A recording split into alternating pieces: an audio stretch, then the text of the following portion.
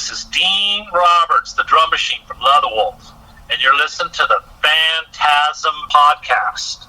Giddy up, guys. Phantasm. Maximum terror. That's your target audience, baby! Phantasm. And you know something? I sort of enjoyed it. Phantasm. Sell the metal! Sell the metal! Sell the metal! Sell the metal!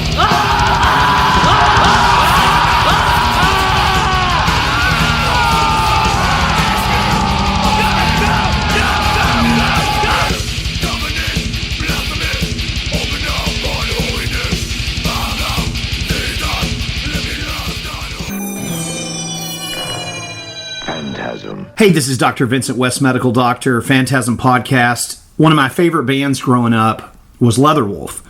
And now I get to speak with Dean Roberts. He is a founding member of the band. He is also the drummer. And we're going to be talking about their incredible record, their new album. And it's so good. I can't wait to discuss this with Dean today. Thunder. And it's... I don't even know where to start with this record. It's so fucking awesome. Dean, when did you guys start working on this album? We started, I think, in about 2018 or 2019, somewhere around there. It's we played a show. We played a show in Europe, and Nuclear Blast was interested in doing something with us, you know. So we had to start thinking about writing a record, which we haven't thought about since Jeff and I did in 2006. right. I mean, the record is really, really cool. As far as was it difficult for you to go through and just start writing again, or was it like a breath of fresh air to write new material? Well, we just had to go through the politics of who was going to write this record. I always thought, at the end of the day, you know, it should have been the original guys, you know? Sure. So I sent a track over to Kerry, which I hadn't talked to for like a long time, probably like 7 or 8 years. I hadn't seen or spoken with him. And he came back with a riff to the arrangement that me and Pat had started on. It's something I started on because a song called Nobody started off as The Mask. Uh-huh.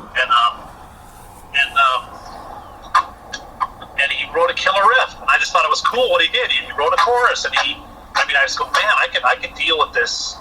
It's a song Nobody, and I thought it sounded kind of Leatherwolfy. But it wasn't like, you know, like Kerry wrote The Calling, and he wrote, I think he wrote Street Ready. But this was a little bit more aggro just because of the arrangement I came up with, you know? Right. And the vibe I was starting off with, you know? So I thought, hey, man, this is cool. I can deal with it. And then he got in touch with Jeff, and then and I called Paul to try to get him to do it. And, you know, it took a bit of time to figure out who was going to do it. And then you know, Jeff, you know, he's like probably one of the main songwriter for Leatherwolf through our whole history, you know, for the stuff that is more progressive and intricate, you know? Sure. And Kerry and Mike they write differently, you know, they write different style of music. Right. And I've always kind of sort of been in the vein of what Jeff does, you know? And then at the end of the day, it all fell apart after I finished drums and bass. So then we had to just figure out, you know, get it done, you know? Because everything changed. And luckily I found a really, really good bass player, Barry Sparks. Because Paul was just busy, you know? He's older and he's busy doing his thing in Colorado. Right. And he just wasn't really up for it, you know? And, you know, but I was hoping he would do it just so we can kind of sort of get the vibe of you know, some of the original Leatherwolf shit, you know? Right.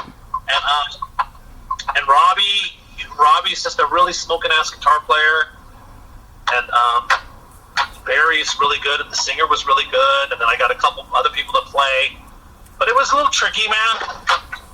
Because Jeff wrote a majority of the arrangements and the riffs. Right, of course. So we had to go in there and finish it all off. So it was tricky, man. Finishing those songs, and so it took a bit of time to do it. Especially since we all have day jobs.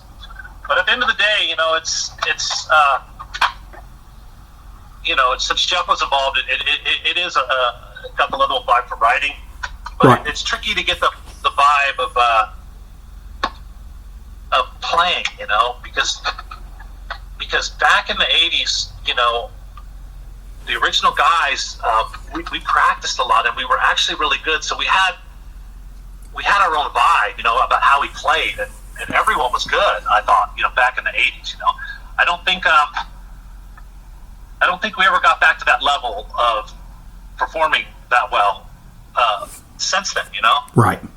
So when I did this record, it was just different players, man, and I was really surprised that people. Well, some people said it sounded like Leatherwolf, and some people were still hooked on the old version of Leatherwolf, Right. And I was just surprised that people think it sounds like Leatherwolf, because I'm the only guy, that actually performed on this thing. That's the original, And it was glad to have players that were easy to get along with and that were professional, and there was no drama. There's no politics involved. So it was just kind of cool to write in that atmosphere. Oh, I can only imagine. And another funny thing is I wrote. When I say I wrote, I came up with the idea. Keith. Like for "Kill the Hunted," Keith had some ideas about the melody for the verses, and then I wrote the words around that. But he, "Kill the Hunted." I started it off like in 2005, but no one really wanted to work on it. Right. And so when me and Rob Math and Keith Adamiak just got into it and finished it, that was something that stemmed from me. But a lot of people said it sounds like Leatherwolf, and I was just going, that just cracks me up, because back in the day, it was always Jeff riffs and some of Carrie's and Mike's, and even Paul. Paul was responsible, I think, for the riff for Hideaway, and I would just get the stuff, and then I'd have to sit there and figure out how to play it, And right. by the time I figured out how to play it, they'd give me another one, So it was it was a little tricky writing the old school Leatherwolf stuff, because it wasn't so simple, To go back when you guys started, how did that come to be, just the original band? Because I actually don't know the story, and I know our listeners would get a kick out of it. Well, me and Carrie went to high school together. Okay. And we were playing together with a different bass player. And Jeff was playing with Jerome Severin and some other friends of his, Scott. And so we ended up playing a party. And from that party, I forget who was talking to. I think it was Jerome Severin. Carrie was talking to. So that link happened, and then me, Carrie, Jeff, and Jerome started playing, and that's back when we were playing. Like it was 1981 or 1980, right. Somewhere around there, and we were just playing all Judas, Iron Maiden, and just playing parties and stuff. And so we started playing together, and then we ran into an issue with Jerome, and so that's when we got Matt, and then we went and made a record with Tropical, and that record was a little weird because I got in a motorcycle accident, so I was kind of out for like 5 or 6 months. Oh, shit! So we made that record. Yeah, it was just a freaking accident, dude. But either way, off that record, that started the deal, And then Jerome, and then Matt, he went and joined Stryper when we were starting to support that record, and then we were trying to get signed. We were trying to get a record deal, right? And I think it went down like in 1996. I think we played Gazzari's, and we got a deal with Island, and during that time, Matt left, and then we found Paul, and that's how we made those 2 records with Island with that lineup. That's wild. Yeah, I mean, I love both those records so much. Just classic records. Did you all do, like, for Street Ready? Did you all do a lot of touring for that? We toured, but not much. You know, everyone's like, people are saying that was written in a band. I mean, that Street Ready record is mainly a Jeff record. I think he wrote all the vocals on 7 songs, and I think most of those riffs are his. You know, right? And Hideaway was a Paul thing, and you know, even Thunder, from what I heard, because I got it after the fact. It was a Danny Lane and Mike Oliveri were sitting in a room jamming, and they came up with this riff, which I think Danny Lane might have come up with, and then Mike bring it in, and he gave it to Jeff, and Jeff wrote those vocals like super fast, like in a day or whatever, you know. And, wow. And then gave him to Mike, and then Mike was blown away, and I just go, God, man, that's just so killer. I mean, just the whole theme of the story, and you know, and it was cool. I was hoping that song would be the single, you know, that would be the one, you know, but turned out to be Hideaway. It's funny. I mean, that record, both the first 2 out, they're incredible. Did you guys on the first record? Did you all have a lot of time, or did you all have to record that first album pretty quick? We had time. We got to go to the Bahamas. We got to go to pre-production for like 2 weeks. Awesome. And in that 2 weeks, I think that's when I think Carrie came up with the idea for Alone in the Night for that Return of the Living Dead movie. Yeah. And I always wanted that record to be on the album, you know? I mean, that song, but it wasn't. And then we went to the Bahamas like for a month and just recorded it, and it was really relaxing. You know, we were in no hurry. I always forget about because Alone in the Night, is that the same recording sessions, or did you guys just do that for the film? Same recording. Oh, okay. It's the first song we recorded for the movie, I believe. That's one of my favorite movies, by the way. Hey, dude, it was funny because we're all, you know, they asked us to write a song, so we go sit in this little preview thing, and we thought it was a comedy, you know? It is funny. Yeah, I'm not sure who actually did a majority of that writing for that thing, you know? I'm pretty sure Mikey did the vocals. Carrie came up with the riff, and I'm sure him and Jeff kind of worked out the whole thing, guitar-wise. You know, those type of songs for me are kind of simple to write on drums, you know? Sure. So you guys, to go back to, so you guys are in the Bahamas. I bet that was cool to get to go do that for the first album. It was kind of nice. I mean, if I had it all over if I had it to do all over again, I just would have went back to Randy Burns and stayed in L.A. Okay. And just had a little bit more say in who was going to record it and how it was recorded, you know. Right. If I could have, but you couldn't back then. You know, it was their money, it was their deal. But hey, Kevin Beamish, he did what he did, and it turned out to be that 80s sounding metal or wannabe metal or however you want to say what you think of that record. It's like AOR stuff to me. I love it. I think it's great. It's just good songs. I know I've seen like people say that you guys were like a hair band. I never saw that. I never saw the whole hair band thing. I mean, I'm 48. Like when I was growing up watching MTV, I never lumped you all in with fucking hair band stuff. So. Well, I think that's just part of the marketing, when you come out with Hideaway or The Calling on the first record. Sure. It's, then you got a backyard with girls and this and that. It's just kind of puts you in that Motley Crue Poison type of vibe thing, you know. Right. You know, I personally would have rather had Rise and Fall be it, but you know, because that's, to me, that's what Leatherwolf is. It's a progressive metal band. Absolutely. Absolutely.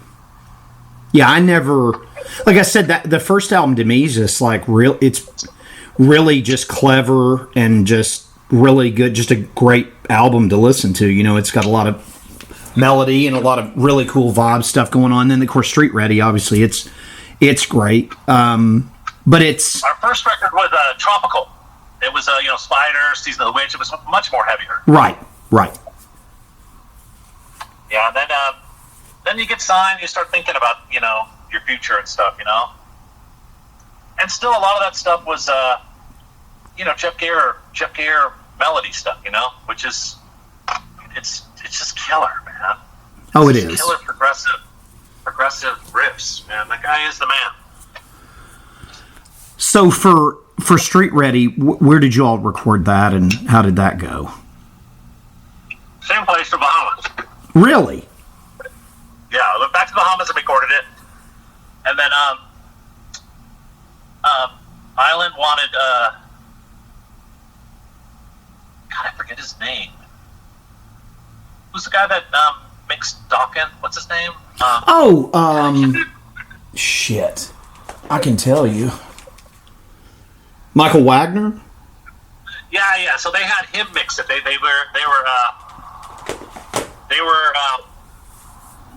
just said, hey, you know, Kevin did a mix, and then Randy did.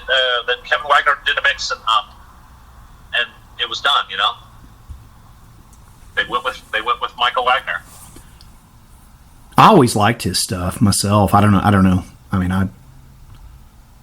Well, do you know who Randy Burns is? Oh yeah. Peace Sells. That Randy Burns. That Randy Burns and Creator. You know, he and plus he's the sweetest guy on the planet. Plus, he's super good at doing what he does. You know, I mean, this time around we had some people that were going to mix this record, and then we gave it to Randy.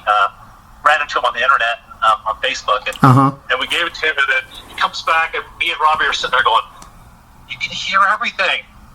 It's just killer," you know. So we were like, "Okay, you're the man, dude."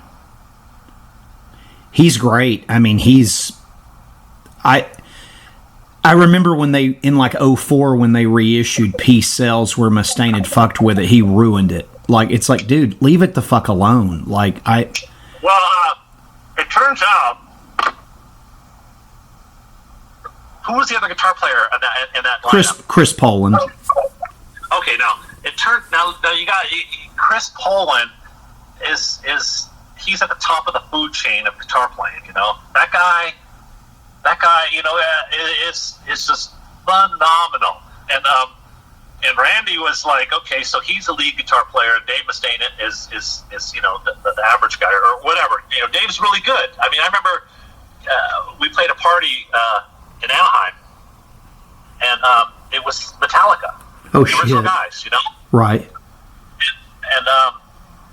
And we thought Dave was good. You know, he was a good player. And you know, but he was just a little different. You know, relationally. You know.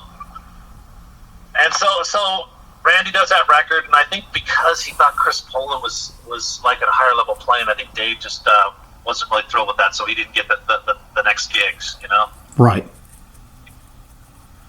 But you know, he's the one that introduced me to Chris Poland, and I was like, he's just another guitar player. But then I started listening to his stuff, and I'm just like, man, this guy's phenomenal. Oh yeah, absolutely. Anything after that record, they lost me. Like, it's way too technical, and I just don't. You know, I don't.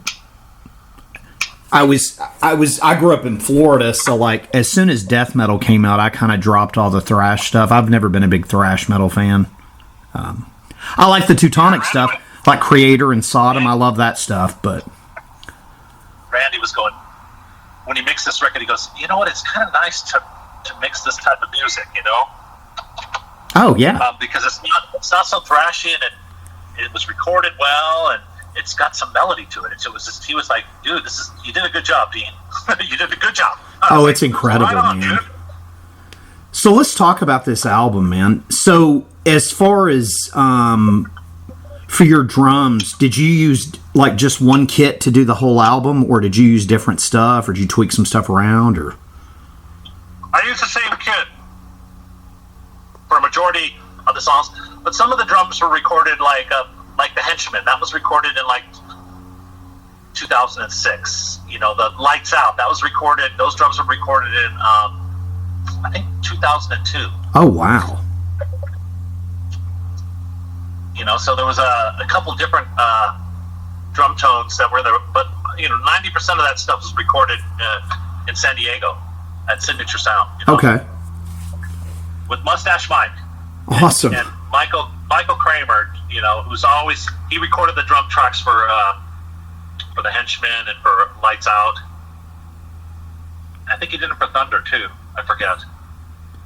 Now, were you using a classic kit that you recorded like in the Bahamas back then, or did you use something completely different for this record? Or It was the same set. I used a different set in the Bahamas, but this set I have now is the one I've been using since 19.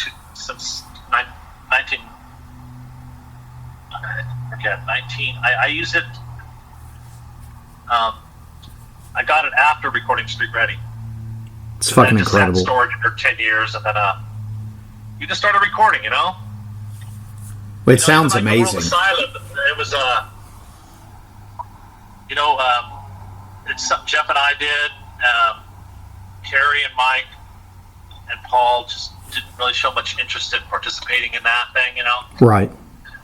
I think that's why that record kind of sounded like the first record, a little more progressive, a little more aggro. Right. Just like this record. This record had nothing to do with Carrie except for one song, and nothing to do with Mike. I think that's why it's just a little bit more progressive. You know, it's a little bit more heavier. Yeah, it definitely has its own sheen to it. Do you think, as far as like for Kill the Hunted, like was it hard arranging the songs for it once you had everything in front of you? Like for the final track listing? Not really. Someone else put the song order in order, but you know, me and Rob just sat there and just did the touches on the changes and some of the riffs and did all the leads, and then Keith, I wrote vocals for a couple songs with a little help from Robbie, and for two songs like Kill the Hunted and for Only the Wicked. But then Keith wrote everything else, and I kind of like what he writes about too. It's not he's not like a poor me guy, you know, sad and lonely. He's more, you know, let's go out and kill something, you know, let's just go out and, you know, take control and just do our thing, you know. And I kind of liked about him, you know, because you know, I'm really not a vocal songwriter. I tried to write words for other songs, and I just couldn't do it, you know. Right. But for some reason, it worked for Kill the Hunted and Only the Wicked. It just worked, you know. So but I think he did a much better job than I would have done on the rest of the songs, you know. Keith is such a great vocalist. Where did you find Keith from? Well, me and Mike had some indifferences, so I started thinking, okay, because I got, you know, I'm gonna have to pay for this. I'm gonna have to record it. I'm gonna have to get it done, you know. Right. So I started going, well, I don't know if I want to go in that direction, because Mikey wanted to make a theme album, and I just wasn't into it, you know. And he didn't really talk about it. He just said, "This is what we're gonna do. This is what I want to do," you know. And it's like, I just wanted to have something a little bit more progressive and a little bit more on the edge vocally, you know. Right. And Mike is he's a great singer, you know, like for blues and the stuff that he likes, you know. But I just wasn't feeling it so much for metal, you know. Oh yeah. So I was learning how to use Superior Drummer with Jake, and he knew two guys, and so I just called up Keith. The next day he came over and sang Kill the Hunted, and me and Robbie just go, he's killer. And my wife just said, he's the man, you know. She just goes, he can sing. He is the guy, you know. And plus, he's a nice guy. He doesn't have an ego. He's just easy to work with, man. So I just thought, okay, we'll just do it this way. That's awesome. And then as far as the other guys, where did you find them from? Like Wayne or Bryce? Or Well, Wayne only participated on 2 parts of this record. He was busy too. It was more. It was more about touring because we were going to go play, and Mike wasn't going to be part of it, and and Jeff and Kerry were gone, and so I was like, well, if we're going to do the Leatherwolf stuff, we need someone that can play keys, someone that can sing backups, and someone that can play guitar. Absolutely. And he was friends with Barry, so he gave me his number, Barry Sparks, the bass player. Yeah. And then I called him, and he came over, and he was a perfect little fit for the deal, so we could still do the triples, and we could still do all that little added extra stuff live, so we could reproduce some of the studio performances. Because there's a lot of guitar stuff going on in Leatherwolf stuff, and it's really hard to replace just with 2 guys, Absolutely. Absolutely. Yeah, Keith's vocal range, I really like it. I think it's a fresh. It's different, but I would love to hear him sing the classic stuff. I think it would be really cool. Yeah, he does really good. We played a couple shows. And he sang Spider. He sang The Calling. He Awesome. sang, Behind the Gun. He sang some songs that are a little trickier to sing. We were tuned down with Mikey a half step, and with him, we can play stuff in its original key, B. It's amazing. We can do stuff normal, Yep. And he's just got a little more growl than Mike does. And it's not that he's.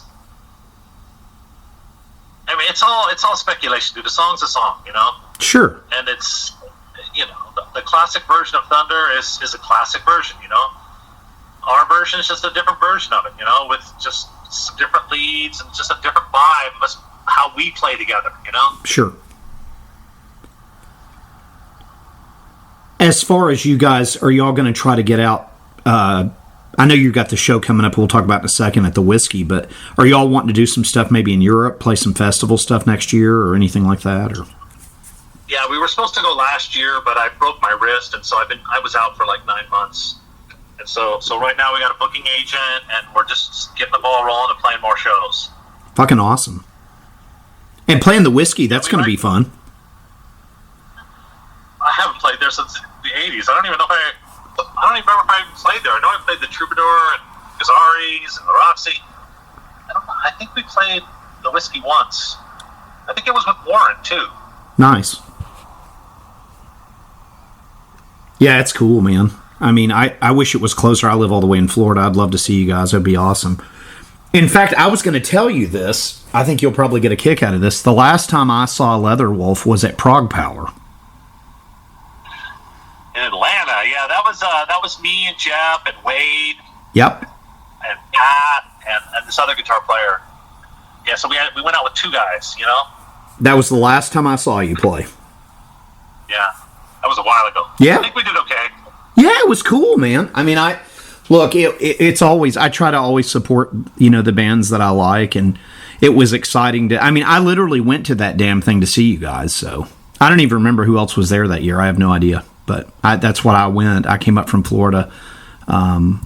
So, yeah, it was cool. I mean, just to get to see, anything Leatherwolf, Yeah,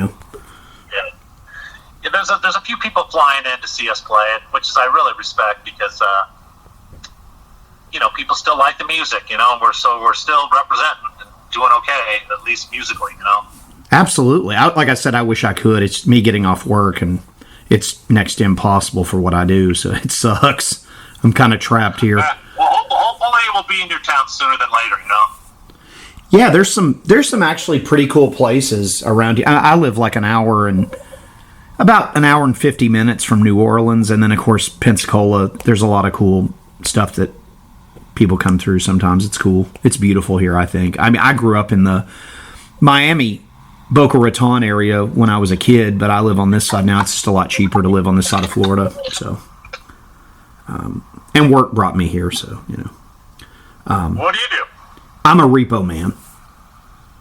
wow, you repo. Yep, I've been doing it since. Well, I had quit, and then after COVID, I started doing it again just because there was a big demand for it, and it's really good money, quick money. So I probably shouldn't be doing it at my age. It's quite dangerous, but that's what I do. Yeah, exactly. Yeah, but so as far as was it hard to pick singles for Kill the Hunted? Well, it was more off of our friends that are working record labels. Everyone seemed to think Kill the Hunted sounded like old school commercial Leatherwolf, so that's why we did it, Gotcha. And plus, I was kind of wanting to do something that I wrote, even though it's not like my favorite song on the record. Right. But it's a simple little thing. I kind of stole it from Judas, the Steeler idea. Okay. Yeah, it was pretty simple in my head how I wanted to go.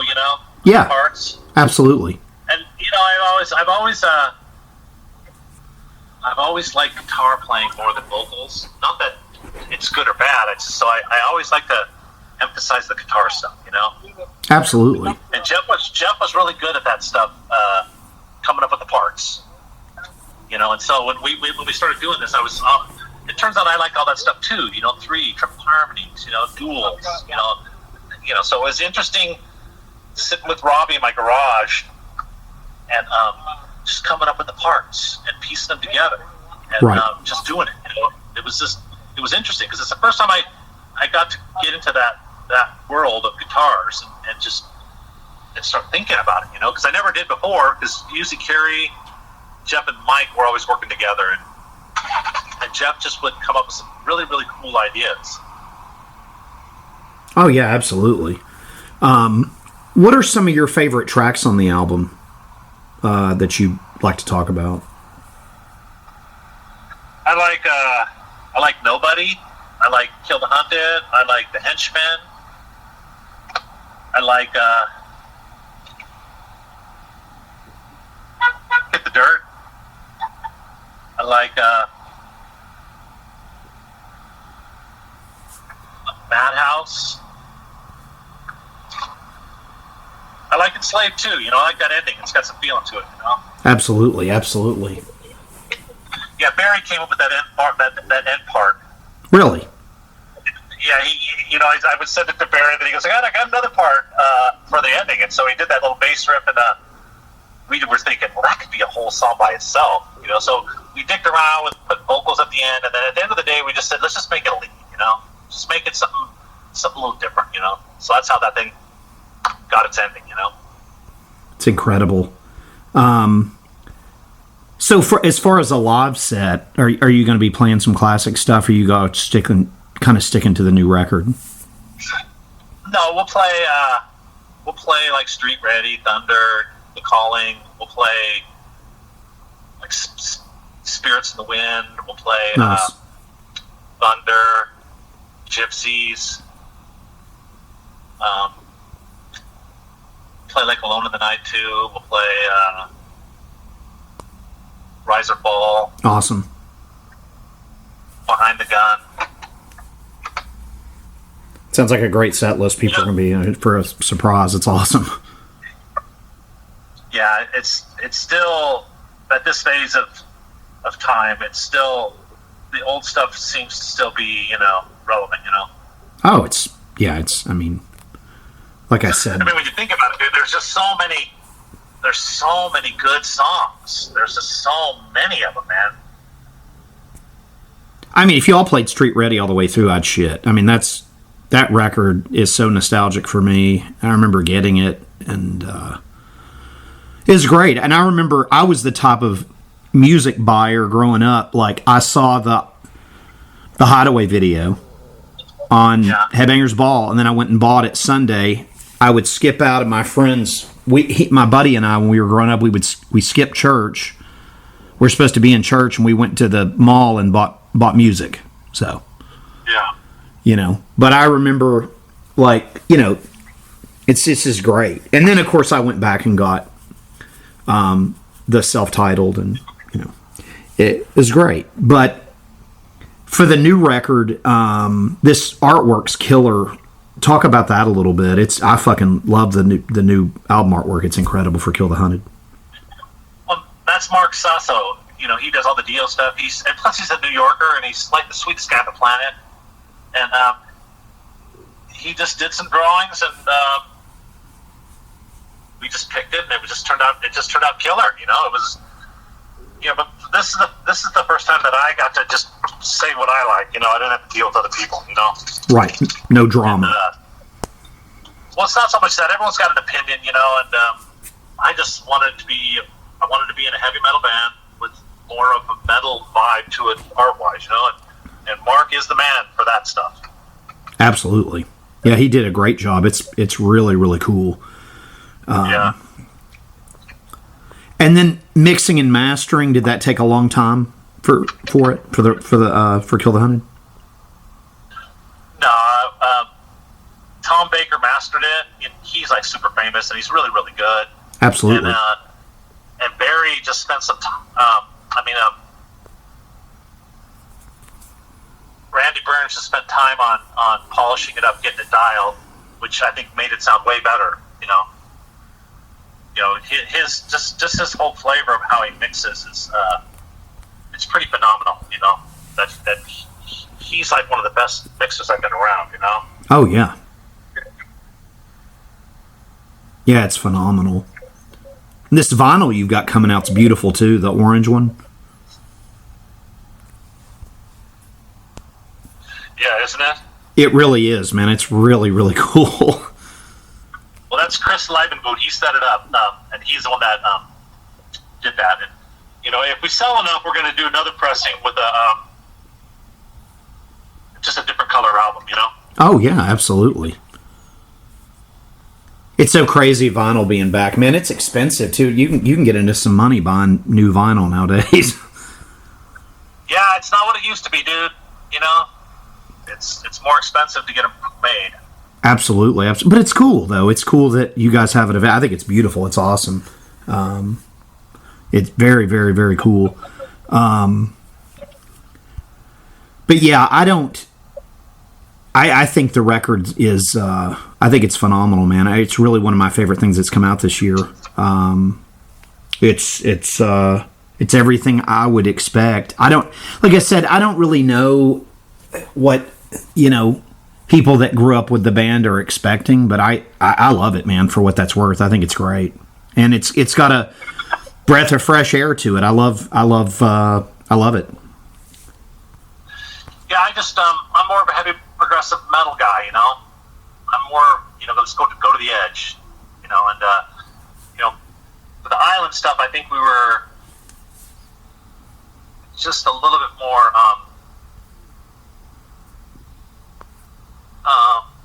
I don't know what the word is. I mean, there's nothing wrong with it. It just wasn't so punch in the face, the sound, Yeah, it was the island stuff for me. It was, I don't know. It's kind of like, I know I said earlier AOR, but I mean, that's what it kind of sounds like to me. It's just really, really good songwriting, but I know what you're talking about. It definitely doesn't have that umph, but it also is. I don't know. Like the new record's different, but I like all of it. I don't know. I think it's cool. It just kind of gives you different places in time. But I guess for you as an artist, if you're wishing something was a certain way, I could see where it would be kind of like probably very gratifying to put the new album out and get more of a vibe that you wanted. Well, that's the thing about recording is you don't know till the end how it's going to sound. I mean, the Street Ready songs are killer. They're all killer songs. It was it was a Jeff Gare thing. Yeah. And it just would have been nice to have a little more edge, some bottom end to it. Have a little more punch to it. Oh yeah, absolutely. It doesn't change the fact that it is killer. Oh yeah. I mean, it's. And with this singer, we can play all that stuff. We can play Black Knight. We can play. We can play all that stuff. In key. And you can hit the notes. It's so cool. Yeah, because I redid a bunch of other songs. Like I did Black Knight. I did Tools of Discipline. Really? I did Gypsies. I did Spirits in the Wind. Oh, cool. I did The Calling, I did Spider, I recorded all these older songs, with this lineup, just in case, I wanted to release them, or just so I have them, because, I just wanted to see how it would sound, I think that's awesome. Yeah, Thunder came out pretty good, because it's really hard to top a classic, It's hard to beat it up, But it's just my goal was never to do something better. It was just to do it how I heard it, Sure. That's it. Right. That's cool, though. I mean, I'd be excited maybe in the future. Are you hoping in the future maybe do a couple more like you did Thunder? Well, we got like 8 or 9 of them already, and we're debating on releasing them, Awesome. I'm all about it, man. I think it's cool as shit. I love what y'all are doing. Yeah, Barry, when you get someone at that level of playing, and he can play like Yngwie on bass, Right. it changes the vibe of the song, like Spirits in the Wind, when you can go and the bass can follow the guitars, tightly. It just changes the vibe of the part, Absolutely. And Barry he's a phenomenal bass player, he's definitely one of the best musicians I've ever played with, It's incredible. Now, as far as, fast forward, you guys, would you want to do actual tours, or would you rather do festival stuff at this point with Leatherwolf? Well, we'll do tours as long as it works out financially, Sure. Everything is just so expensive these days. I mean, we all want to. I mean, that's what it is. You write a record, you go play. Right. You write a record, you go play. Leatherwolf Right. never was that lucky to get on a tour, with some legitimate band and just go really play, because you also get better as a musician playing, 4 or 5 nights a week in front of people. Sure. You just get better. We got some one-off shows in our career, but we never really got lucky enough to get a legitimate booking agent that could get us, opening for Queensryche for 2 months, or playing with Judas, or playing with Iron Maiden, or playing with 3 legitimate bands that can sell 5,000 seats. Of course. When you guys were coming up, what were some of the other bands that were around you guys that were supportive of what you all were doing early on with Leatherwolf, or was there any? Well, there was Slayer, there was Metallica, there was Armored Saint. I love Armored Saint. Hurricane. Hurricane's a great band. And Malice. Oh, yeah, I remember them. Flopsome, Jetsam, frickin'. There was a bunch of bands.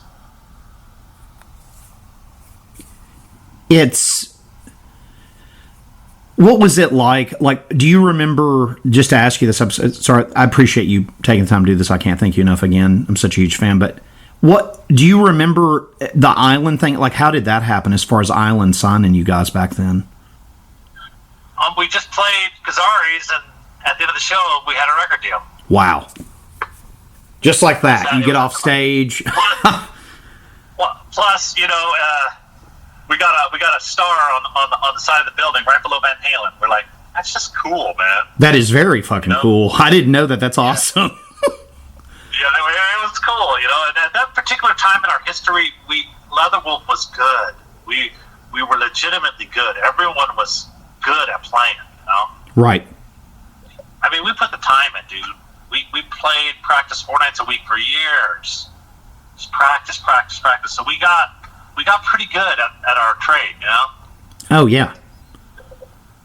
Like I said, I remember never understanding why, because Street Ready's such a great album, why it wasn't. It never felt to me as a fan like the record label pushed it or did anything with it.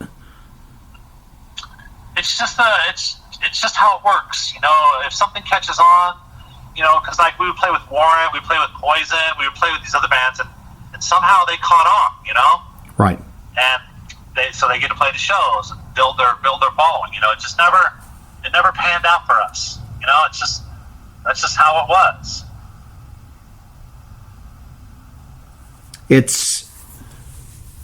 I mean, like I said, I can't tell you enough how much that record meant to me growing up and just everything about it. And then to have you still doing stuff now, I think this new album, Kill the Hunted, is great. It's absolutely, it's 5 stars. It's wonderful. And I love that for you musically, maybe it's more of a good, vibe for you as a musician too. Well, to me, it's a heavy metal record, and after World of Silent, Jeff and I were just going, this sounds like heavy metal. It's we always wanted to be heavy metal, just something more in the metal world. And it's funny because the way Jeff writes is like more classical. It's not so heavy metal, but it's got just a rawness to it that just fits it in that family. But just those riffs that he comes up with are just so gnarly, man. I don't know anybody that writes like that, Right. And that could do it just off the cuff, and just, he's just at a whole different level of songwriting in my book, Right. Yeah, it's incredible stuff. Dean, I can't thank you enough for taking the time to do this today. If you guys are in California listening to this, go check out. They're playing at the Whiskey, and it's on August 23rd. And yep, it's a Wednesday night. Just a little one-off show, It's awesome. Yeah. Is it hard for you to pick a set list? We're just going to see what we play together well, We're going to play some old stuff and play some new stuff and just see what we can pull off, It's like I said, I wish I was closer. I would love to see it. It's so cool. Well, we got a booking agent that's, taking care of the United States and parts of Europe, so I'm sure we're going to be out there sooner than later. It's incredible, Dean. Like I said, I can't thank you enough for taking the time to do this today. Such a Always my pleasure, man. My pleasure. Huge fan of the band. Kids, pick up Kill the Hunted. If you're out in the California area, go see them August 23rd. I'm happy as hell to promote this for you. I think this record's incredible. Well, thank you very much, sir. Phantasm. And you know something? I sort of enjoyed it.